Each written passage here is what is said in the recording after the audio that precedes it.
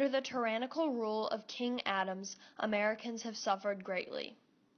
American liberty has been stifled. His systems of oppression, the funding and assumption plan, the establishment of a national bank, Jay's Treaty, the Alien and Sedition Acts, the whiskey tax, and import tariff have served the interests of his aristocratic buddies, not the people. His Federalist funding and assumption plan largely benefits the rich and misappropriates state debts. The establishment of a national bank has set a precedent for future federal government assumptions of power.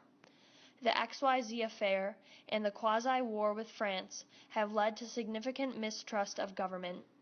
The irresponsibility of John Adams in his presidency, as evident by these great mistakes, cannot be excused by the American people. John Adams supports the nation that not 15 years ago was our greatest enemy. He secured the passage of Jay's Treaty.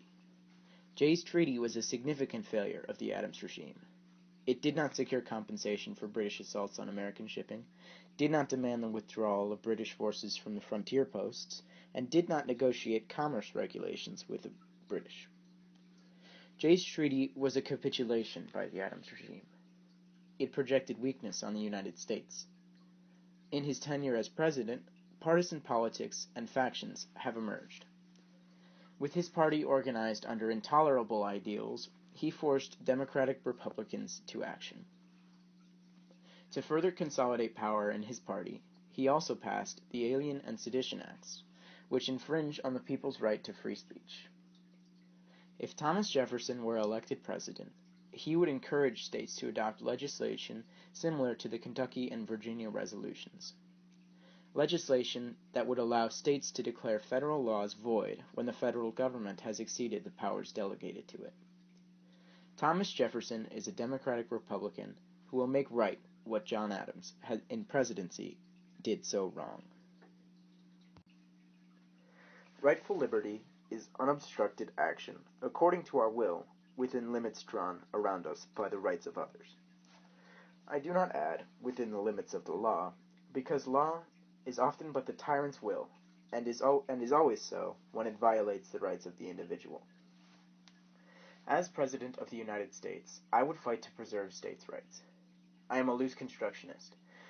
I believe that the federal government as it is has assumed powers that are not guaranteed to it by the Constitution. The national bank, according to my interpretation, must be disestablished. A national bank is not necessary and proper in execution of any enumerated power. The national bank oversteps boundaries on federal power and is unconstitutional. Consolidated power cannot be reconciled with the revolutionary and Republican ideologies we have fought so hard to protect. I promise to decentralize the power of the federal government and return rights to the states and the people. With respect to the funding plan, I will divide federally funded bonds between their original purchasers and speculators, thereby protecting those Americans who gave so much to the revolutionary cause, as their sacrifices cannot and will not be forgotten. I will additionally abolish the ridiculous whiskey and import taxes levied by John Adams and the Federalists. The whiskey tax disproportionately affects hardworking, low-income citizens, the lifeblood of American society. The tariff on imports threatens to establish America as an industrial society and would lead to the destruction of the largest and most valuable class of people, the small farmer. Most importantly, I will be the president who responds to the needs of the people. In doing so, I believe I will allow our nation to reach its full potential. Don't take Adams as bait. Vote for Jefferson to fight for your state.